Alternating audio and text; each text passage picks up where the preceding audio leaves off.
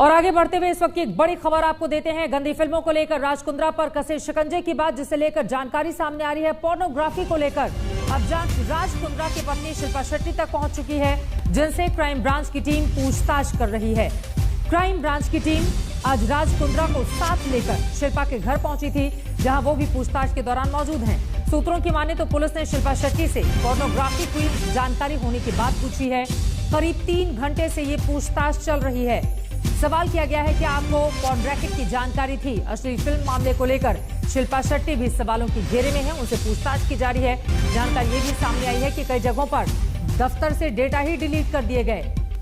सौरभ अख्तानिया हमारे संवाददाता जुड़ चुके हैं ज्यादा जानकारी के साथ। सौरभ, 3 घंटे से ज्यादा समय से पूछताछ शिल्पा शेट्टी राज कुंद्रा दोनों से हुई, आमने सामने बिठाकर भी पूछताछ की गई है, पूछा गया है। बताइए, क्या आपको राज कुंद्रा के इस खेल के बारे में जानकारी थी?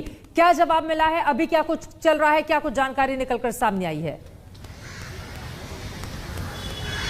चित्रा अभी भी पूछताछ लगातार चल रही है, पूछताछ खत्म नहीं हुई और ये और लंबे समय तक चलेगी। इसलिए क्योंकि ये जो वियान ग्रुप ऑफ कंपनी है, ये सबसे ज्यादा क्वेश्चनेबल है, क्योंकि यहाँ पर ही सारी जो पॉर्न मूवीज है इसके थ्रू बनती थी और यहाँ पर शिल्पा शेट्टी डायरेक्टर थी।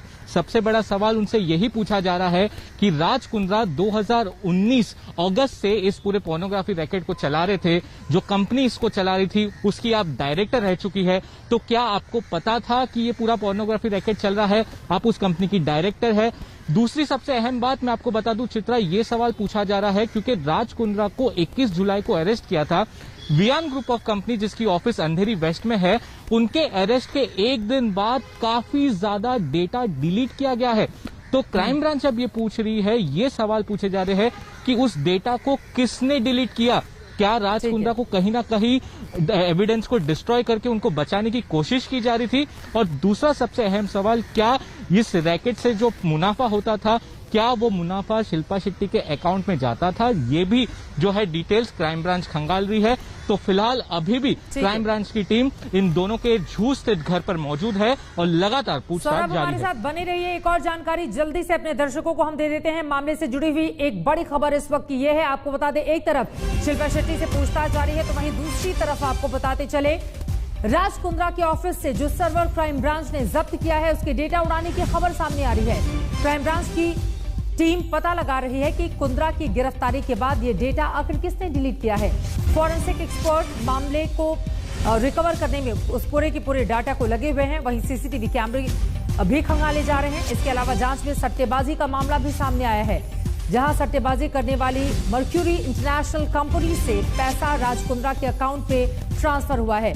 सौरभ हमारे साथ जुड़े हुए हैं। सौरभ, अब ये नया मामला भी इस पूरे मामले से जुड़ता हुआ। बिल्कुल, जिस तरीके से चित्रा, जब क्राइम ब्रांच ने वियान ग्रुप ऑफ कंपनी की ऑफिस में सर्च ऑपरेशन कंडक्ट किया, आपको मैं बता दूं 1-2 जीबी का डेटा रिकवर नहीं किया, 20 टेराबाइट से ज्यादा का डेटा रिकवर किया और 1 से 2 टेराबाइट जो डेटा था वो डिलीट हो चुका था। यानी कि जिस रात को राज कुंद्रा की गिरफ्तारी हुई, उसके अगले दिन कोई इस कंपनी में जाता है और सारा का सारा एविडेंस डिस्ट्रॉय करने की कोशिश करता है।